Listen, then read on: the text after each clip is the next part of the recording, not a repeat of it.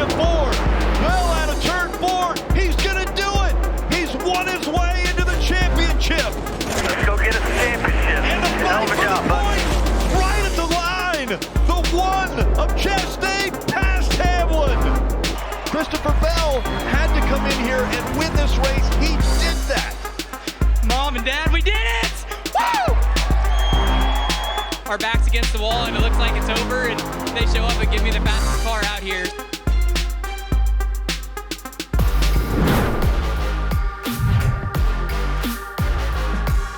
What's up, everybody? What a weekend in Martinsville. Welcome to NASCAR Inside the Race, the show that digs deeper into all the action you saw over the weekend. Man, what an episode we have for you today. I'm Alan Cavana, joined by two of the best in the business. From the Motor Racing Network, we have Todd Gordon, and from NBC Sports, Steve Letarte.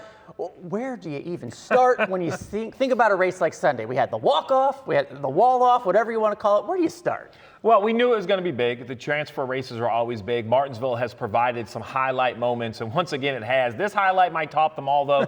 Christopher Bell, somehow with a walk-off win, overshadowed by that move of Ross Chastain. I'll admit, Todd, even live out the window, it didn't look real. It's going to take me a few more days to process everything we saw. What I thought was really special is Christopher Bell in Victory Lane. He's watching up on the big screen, reacting to what Ross Chastain did. When a walk-off win and somebody reacts like that, just a spectacular bull ring finish at Martinsville. Yeah, we're going to break it all down. Let's show you what's coming up on the show. Here is what's on the box. And yeah, you're right. We're going to start with Ross Chastain and that last-ditch drive. We're going to explain the how and why a move like this can happen. That's what we do here on this show. Ross Chastain was the show, but Christopher Bell was the winner. Ring the bell again. Another Christopher Bell walk-off. This time it means a 25% shot at a title. We'll break down his day and then the other side of it. The pit stop performance for the 11. The downfall for Denny. A closer look at his day and what eliminated Denny Hamlin from a shot at the championship. But as we keep saying, as we'll see for decades upon decades, the move from Ross Chastain, let's just start from the 50,000-foot view. Maybe not that far, but let's start from the big and just show it to you again because you can't see it enough. Ross Chastain on the final lap at Martinsville and what he did to get there. Yeah, I think a lot of people are going to talk about how fascinating it is, but Todd, I think you and I have a little bit of time today to talk about exactly why we think it worked, right? So this is a normal-looking corner for Ross Chastain, but it became apparent that he needed to do something special. Special is normally contact with another car. It's not a contact with the wall, but the speed he carries, I mean, that's a new track record. He's 2.5 seconds faster than the rest of the field, all because down here in 3 and 4, he turns right, never lifts and rides the wall. Yeah, definitely a situation here. It's video game move here that you would think of, and he credited it back to 2005 NASCAR racing. But if you listen to this and what's going on, it seems like a crazy move, but it's actually a little bit calculated. I think in ways we'll go back and we'll listen to this and put the driver audio to crew chief and to a spotter on top of this. And when we get to that, if you listen to this here, Two spots here. talks about needing 2 spots. He comes back and asks. One more, man. 2 spots here. Gotta get him. And it comes back. Gotta get him. Gotta get him here. So he knows he's got to get 2 spots. He's 5 car lengths back. He's got to do something. He commits to running the wall and trying to make a lane work. He's not going to get 2 spots driving down the bottom. Hang on, man. You've been a crew chief before. Nice and easy. Keep it up. We're hearing the conversation now, but telling your driver and him doing it is a totally different thing. Yeah, I mean, you can say, I would be dumbfounded that he asked me. I need 2. I'm like, well, 2 is like a straightaway ahead of you. But You made the transfer. made a heck of a run here. And there's nothing like the emotion on the radio. I'm with you. I think the team himself thought that they kind of were out of it. So just the emotion, That was wild. the speed. The real point, though, is so how did he accomplish it? Right? I mean, it looks cool, but we have seen this be attempted for many, many years. So listen in. One thing interesting at Martinsville, they don't use high gear. They use 3rd and 4th. So what that means is there's another gear available. Downshift. As he leaves the corner, he's going to upshift to 4th.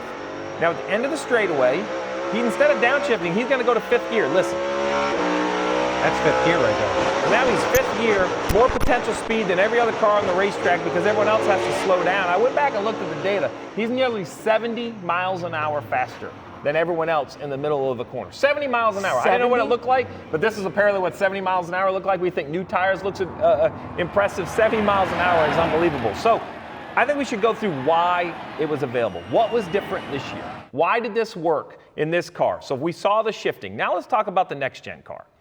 Low profile tires, the wheels are different shapes. So if we freeze it right here and take a look, I'm confident that in truck and Xfinity and the old Cup car with the kind of bulbous or ballooned right side sidewall, the tires would be flat, they'd be knocked off. While there is some damage right here on the fender well, relatively pretty good shape. I really want to focus on the wheel and the tire. First of all, the tire has air. Second of all, the center cap. We talk a lot about single lug nut. I actually think that's the key to this whole thing.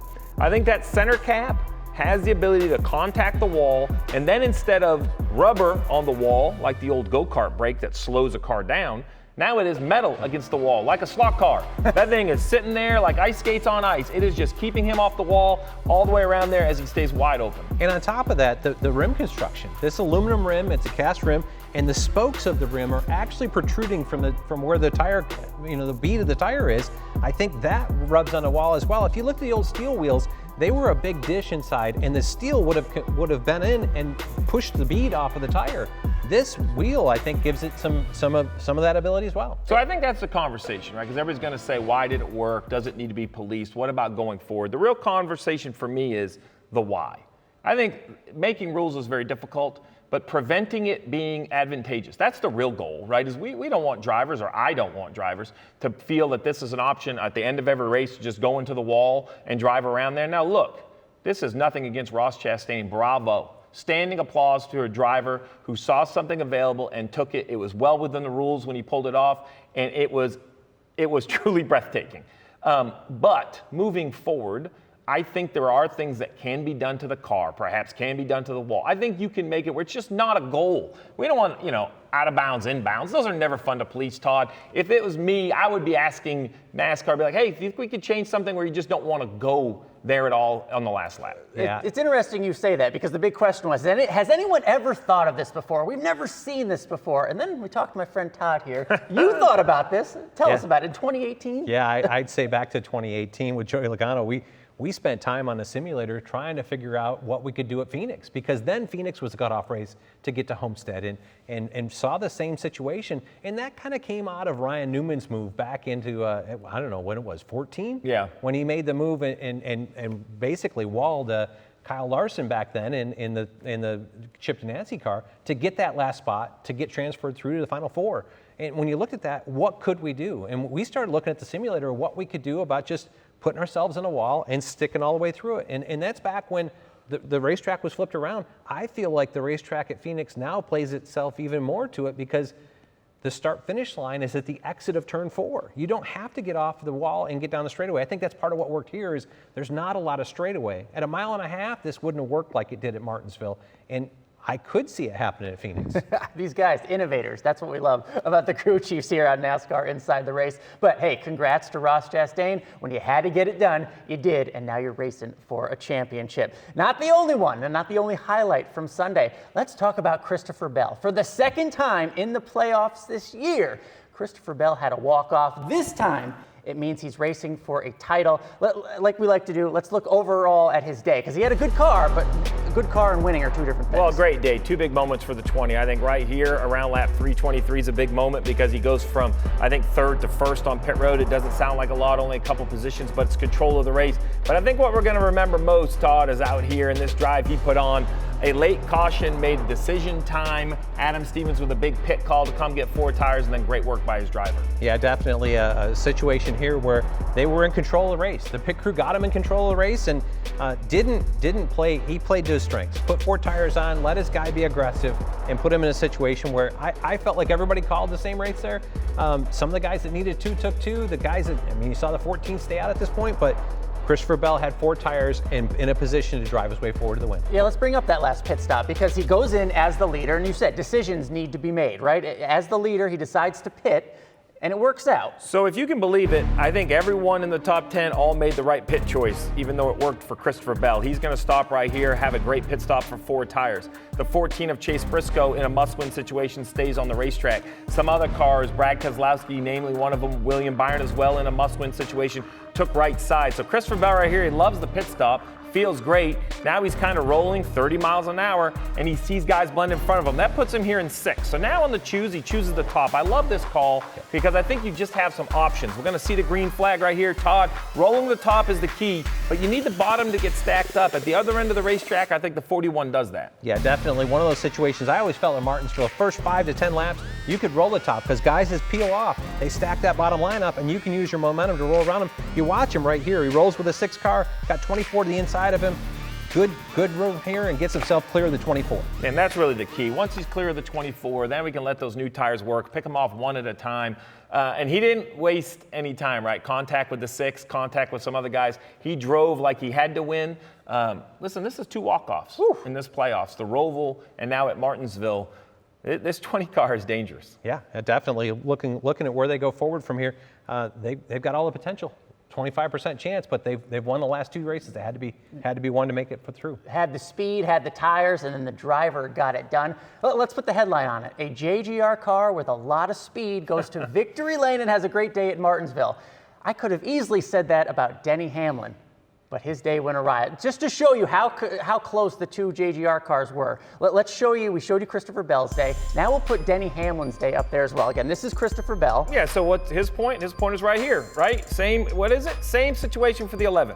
So let's take a look at this, right? The 11 is the blue line. They both climb up, they're both leading. They settle out. Right here, they're settled out, 2 good days happening. The 11's a better car. For the 11 car, in my mind, he loses control of the race. I think it's 1st to 3rd or 1st to 4th. Either way, he no longer has control of the race. That's what killed him. Now, on top of that, I still think he had a chance to advance.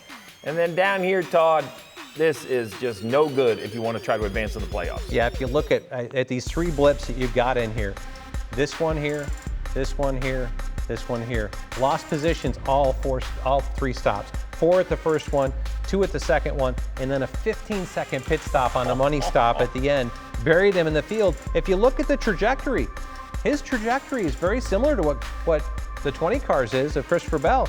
He just put himself too far back to make that run forward. And we can take a look at 2 of those pit stops. First, it was lap 323. Again, when the real situation, it flipped, right? Denny Hamlin, as you saw, was leading, goes into the pits at lap 323, and we see what happens. Yeah, I mean, this is the problem. It was the current concern coming in for the 11 car. I know they swapped pit crews, but in the end, it was the service for the 11 that ended up eliminating them. This was the first one. You see no one in front of him feeling great.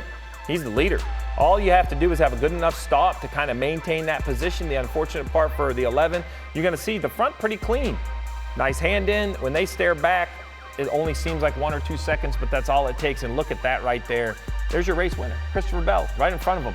He gave up control of the race to the 20. The 20 took that control to the end. But Todd, he still had a chance on points until this stop. Yeah, because he won both stages. He maximized stage points. He put himself in a position to be there. This is the final money stop, and they come down again, like you talked about, a clean right side here. And they come on back around, make a little bit of adjustment. When they get to this side, car doesn't get, jack stubbles a little bit there. Car doesn't get high enough to get that left front off. They had to come back to the jack. A 15-second pit stop buries him in the field. So all you have to do at this point is maintain. Look at everybody leave. There's the 20. There's the 24. There's Blaney. Listen, I'm not sure we have a long enough show to wait for Denny Hamlin. I mean, he comes around there in 10th, and I say that in jest. The crew feels awful, and Denny feels awful, but what makes sports great? There is no script. You have to perform. And in the end, when it mattered most for the 11 car, the most important pit stop of the entire year, 15 seconds. That's 5 seconds off what the best stops are on pit road. It's just not going to work. And really, Denny didn't give up on him. He had a heck of a drive forward to 5th position on the white flag lap here. He just got beat by a great wall move. Yeah. Look, and going into the day, we knew Joey was in. We saw how Ross did it. We saw how Christopher Bell did it. The 4th member of the Phoenix 4, if you will, was Chase Elliott, who had a good day, doing what he had to do on Sunday, getting the points that he had. Listen, I love to draw, and I love to show you a replay. I love to show you something magic. The only thing really to show you is stage points. What the 9 did is he finished 2nd in both stages, scored 18 stage points. He only transferred by a handful of points. In my mind, the 9 car, while, I don't know, I mean, it's just, some days, it's great to not make the highlight reel. And that's what Chase Elliott did. He didn't make it good. He didn't make it bad. He looked like a savvy veteran who had to accomplish the goal, maybe a little tighter than they had wanted, but in the end, the 9 advanced, all because of those stages. Yeah, definitely. The points that they put up in the year gave him a cushion. They came into here with a points lead. He maintained, 2nd and 2nd. He only gave up 2 points to the 11 car trying to catch him. and put himself in position where he didn't have to have a spectacular finish, just needed to get out of the race. All right, let's talk Phoenix with two guys who know a lot about winning. Todd, we'll start with you. We have the four set. We have two veterans, one who's won a championship before with you, Joey Logano, Chase Elliott, a champion, and then we have Christopher Bell, Ross Chastain, two rookies to this, if you will.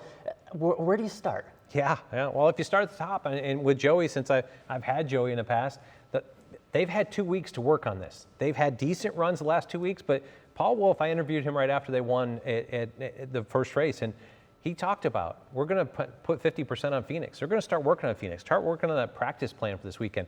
I think they're in a great position coming forward. Yeah, and I actually will add that I think the Ford's strength all year long has been at the tracks. We have to use a little braking. So we saw Chase Briscoe, another Ford, win at Phoenix in the spring. Now I know it's a different organization, same manufacturer. So Joey could absolutely win it. But unfortunately, I think I could say the same for anybody, right? So let's move down to the 9 car. Why could the 9 car win it? Well, he's won the most races this year.